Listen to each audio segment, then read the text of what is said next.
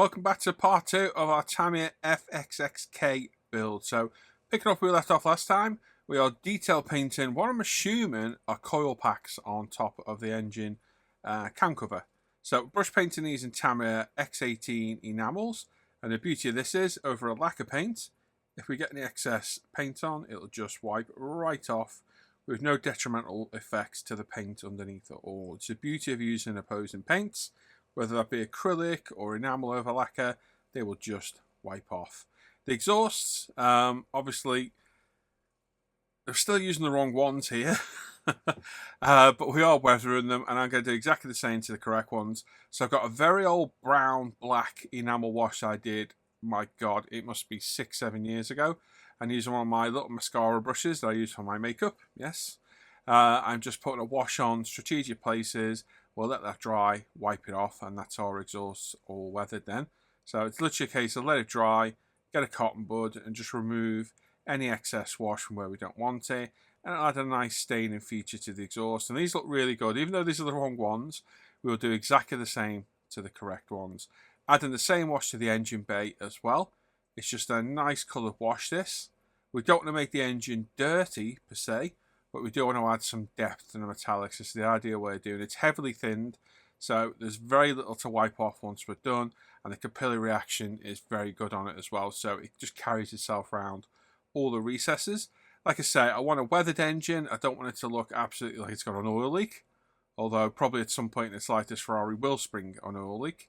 I just want to add depth to the metallic, and this is the perfect way of doing it. So pop it on, let it dry, wipe off the excess. For all the suspension arms, now I could sit here for hours masking these and spraying them, or I could brush paint them with the X11 enamel, and trust me, this paint is phenomenal to brush paint with, and as long as you're nice and clean and accurate and don't get paint everywhere, it'll look as though it's been masked and sprayed. It's absolutely paints beautiful, self levels, metallic flakes knit are absolutely beautiful as well. They're very, very good paints. The downside is they take forever to dry. So to handle this paint a few days down the line, it'll still be tacky, and if you're not careful, you'll rub the paint off. So if you are painting these, be well aware of what you're doing, and obviously give it a bit of drying time as well, so you're not disturbing it. But they brush paint absolutely beautiful. Clean up the brush with some lacquer thinners. I tend to use a small bottle of Mr. Hobby leveling thinner, and we can just wipe off the excess using a Winsor Newton brush. This is the same brush. This thing is absolutely hammered and battered because it's been used for years for this job, used and abused and put away wet.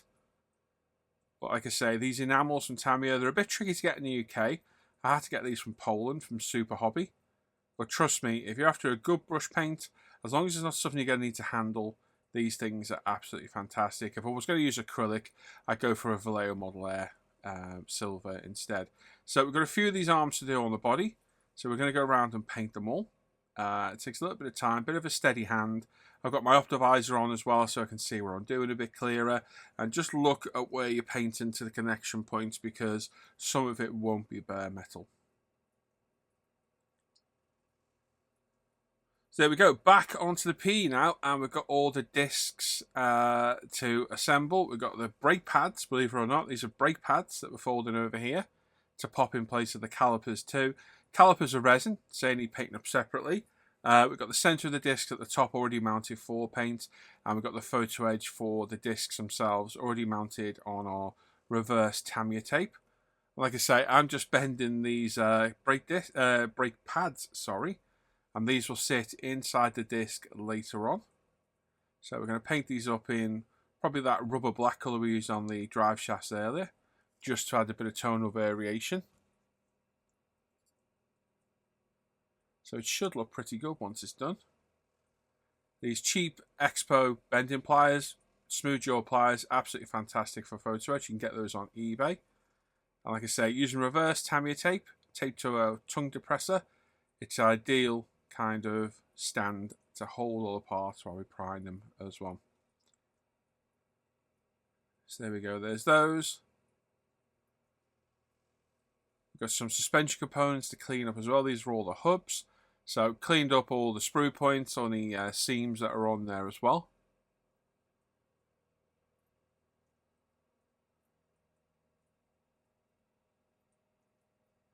A bit of a laborious job, but the UMP sanders are good for cleaning these up. These sponges get into all those nooks and crannies, and any tight areas you can get your knife in there. That's what I tend to do.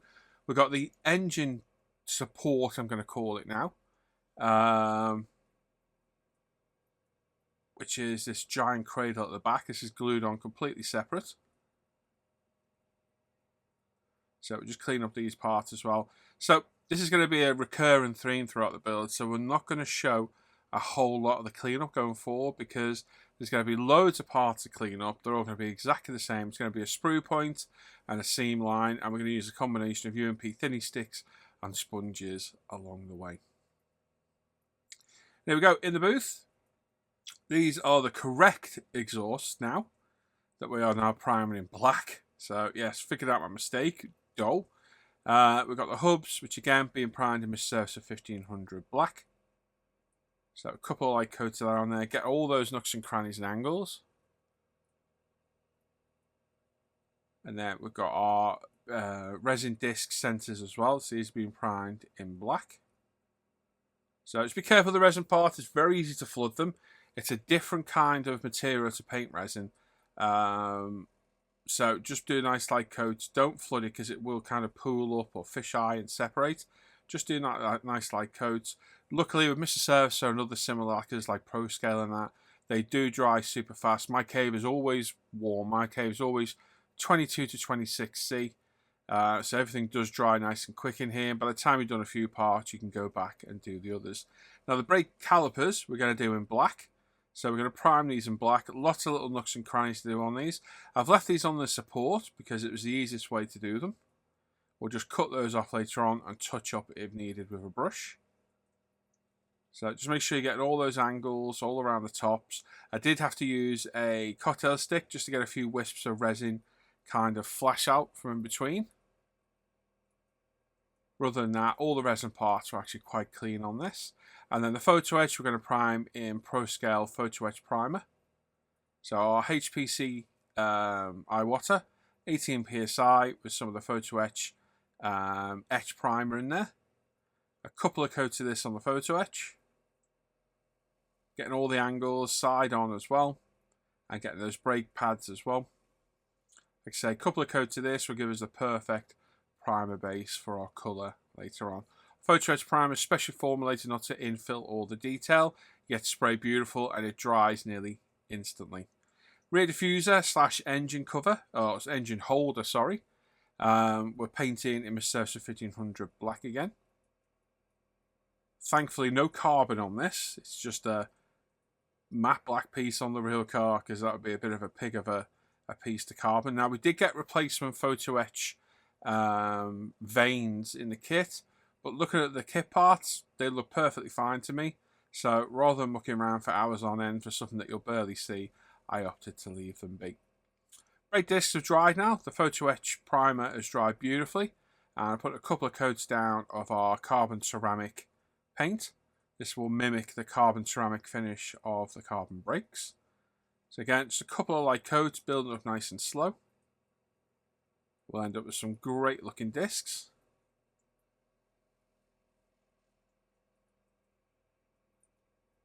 There we go. We'll do the same for the center hub pieces as well. We'll get those painted up and then we're going to mask those off using a circle template. So this is just a typical artist circle template. You can get from any art store, Amazon, eBay. And if you select the right size of hub, you can literally use it to go right around the edge. I'm going to carefully spray in the center and it will give you a perfect demarcation. There we go. Nice and simple. It's a much quicker way of doing things. I do have a circle cutter as well. But for this job, this is perfect. Just make sure you're not spraying through onto the other caliper. Sorry, the other disc as well. And then, of course, assembling the photo etch onto the discs. We've got some Tamiya craft bond, a few strategic splodges. Now, be aware of using the craft bond over CA glue. It's going to take a little bit longer to dry. But the beauty of that is it gives you a bit more time to position everything accurately. So get it in place, squeeze it down, clamp it with your fingers, and then put it up to one side to dry. Whilst you work on all the others, it's going to take a good few hours to fully set that. Now, because we're using aftermarket discs, they didn't want to fit in the hub that well. So I just had to modify the hub by just taking out a little bit of a chunk of the locating key. It's like a little spigot that sits in here. So I just have to take a little bit more of it out. They are a very, very tight fit. Literally, it will friction fit. It's that good of a fit.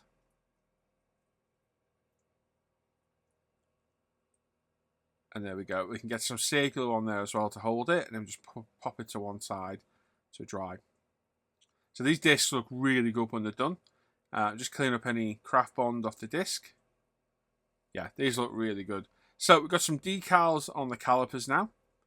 I don't think we got any Ferrari. I forget now. Did we get Ferrari logos with this? I don't think we did. So I put some AP Racing's one on, I think. I didn't do it for what it was written with. I just did it so if you glanced at it, you'd see writing it. It looked smart. The decals have all been set. We've got some Mr. Hobby GX clear now. I think it's the 113, is it? Super clear. Thinned with some Mr. Hobby leveling thinner. I'm going to put a few coats of this down, ending with a nice wet coat to give us a nice gloss black caliper. So the real car's got black calipers, so I thought, yeah, let's just do that.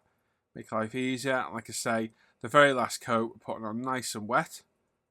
And that should give us a nice gloss finish on our calipers. Very nice. Now we can start assembling our engine. So we've got some normal generic super glue from Amazon. And we can start assembling some of the parts. We're going to go with the manifold first. Make sure you get the manifold in the right direction. Follow the instructions. Glue it in place. And then we can get the cam covers on the top. Just very strategic CA gluing. Nice and careful. These precision tips are absolutely invaluable for jobs like this. And there we go. There's the second one in place. This adds a beautiful bit of detail to the engine. And a real focal point. A little bit of trouble fitting this one. I did find there was a little bit of plastic underneath that just needed cutting off. I'm trying to figure it out right now, thinking, is it on top? Is it on the bottom? Where is it? But yeah, it's on the very top underneath. I just needed to slice it off with a knife. There we go. And then putting the engine on its mounting bracket. So there's a locating point each side on the left-hand side now, and one at the back. So a little tiny dollop of CA glue. And I look for the locating points. Get the 2 in, get the 1 in. Maybe you don't get stuck to it as well. Line it up. There we go. Just hold it for a second or two. Let the CA glue get some purchase.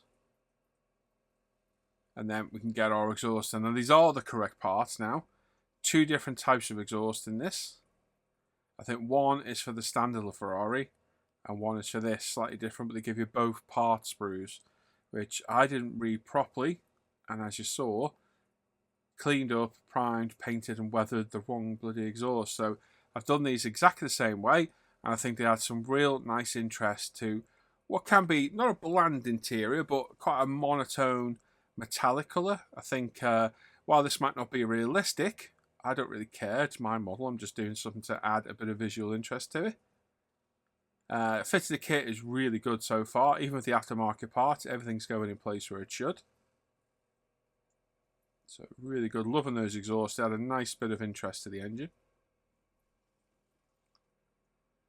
And then the drive shafts. Now these have a little keyway lug. They only go in one specific way. So a little tiny bit of glue and then push them home. And then we can assemble the front end, the interior, to the rear end and mount the engine bay. First off, we're going to get this A-frame in place. So again, these were painted in enamel, so don't touch the ends of them. Some CA glue in place. Yeah, you'll find even after a couple of days, it'll still be tacky. If you rub too hard, it'll come off. Yes, you've got to be very careful. And then we can get our radiator in place with our fans we did earlier on. Got a little bit excess super glue pop out there, but luckily we could wipe it off very quickly. I didn't lick that either. There we go. And then we get our accelerator pedal in as well. So this is 2-part PE. We've got this back piece where we painted the brake and the accelerator black. I left everything else bare. It's a little bit tricky to get in. It took a little bit of wrangling to get it in the right place.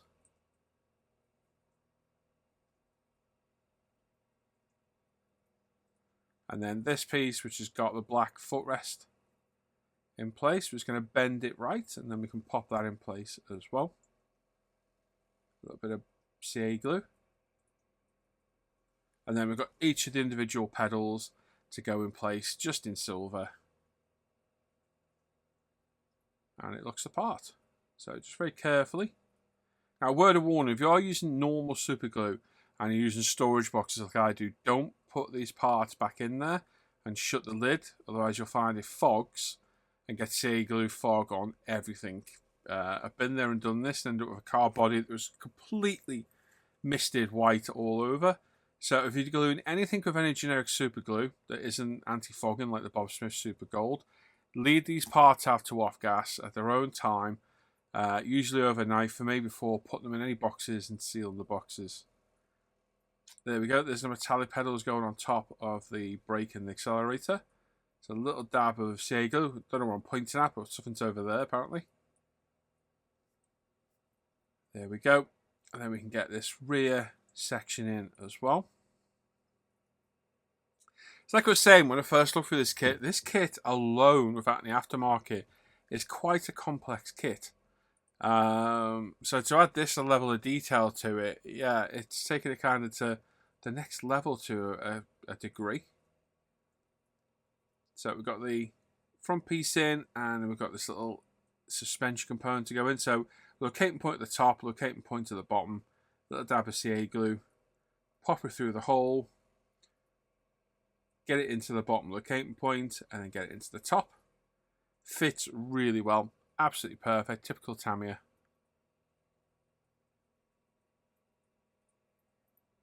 There we go, same on the other side as well.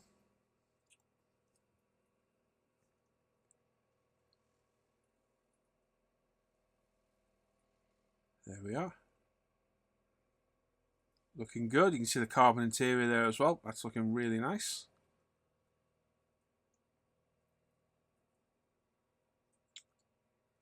Now we can mount the front and rear section with the engine bay in place. I think that's what I'm doing. Yes, I am doing that now. So a couple of dabs of glue in its locating points. Just having a look, thinking, yeah, does it go there? Does it go there? Yeah, it does go there and there. We're going to offer it up and get everything together. The engine looks fantastic. It's a big engine on this thing. Absolutely immense. Goes together really well. Again, a little bit of excess glue. If you're quick and you wipe it off quickly, it won't cause any damage whatsoever. Like I say, we just hold it for a second or two until the glue grabs a hold of it. And then on the front, we've got our hubs to go in place. Now, these are front and rear and left and right handed, so make sure you get the right ones. We've also got the suspension to go in the back as well. Again, similar procedure to the front, just get it lined up. Very nice locating points, very positive on this.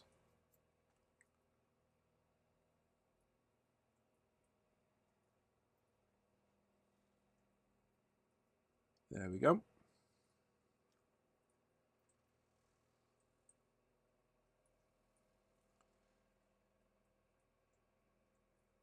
Then we've got an anti-roll bar to pop in place. So like I say, normally I wouldn't work in order of the instructions, but I think with this kit, this is the easiest way to do it. I normally always do the body work first, but I kind of want to get the monocoque together so I can test fit all the parts before we commit to any paint or decals. So that's my plan so far. We've got the front hubs in place and the steering arm as well. We've got the front brakes in, and the caliper is just being test fitted. We've got our brake pads in the calipers as well. We'll just put a little dab of CA glue on the back of the disc where it won't be seen.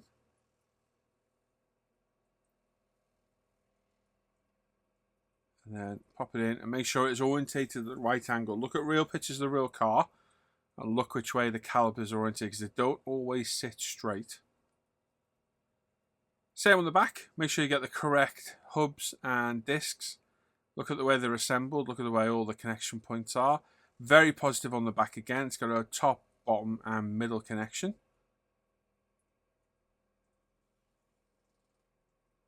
Very, very positive fitting. This cheap generic super glue from Amazon is absolutely fantastic. You get like two 20-gram bottles for like £6-7. Really good stuff for jobs like this. Obviously, I say to Bob Smiths for any areas where I'm having to move things round or we don't want any fogging. But for jobs like this, for instant grab, this is perfect. So at this stage, make sure you've got no seal on your fingers.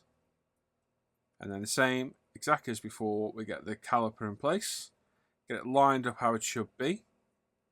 A little dab of super glue to hold it in. And then we're going to paint every one of the little nuts on the centre of the hub. So the way I've done this, got some Vallejo Model Air acrylic paint, the end of a cocktail stick, and I'm just putting some paint on it and touching it to the raised area. You don't want too much paint on there because it will run. Just enough so that it marks the piece. And we're going to do this to all four of them. Take our time, build it up nice and slow.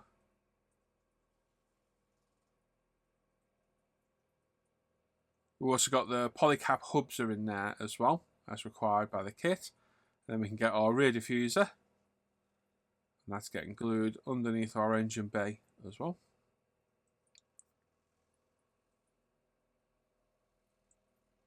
And there we go. Wipe off any excess seal glue if you're quick. It doesn't damage the paint. And this is it. It's come together quite well actually. Quite a lot done in these two parts. It's looking really good. Beautiful disc and calipers that love the engine and our carbon fibre interior, which you can't see a massive amount of, but it is there. Some nice details. Still got some wiring to go on there.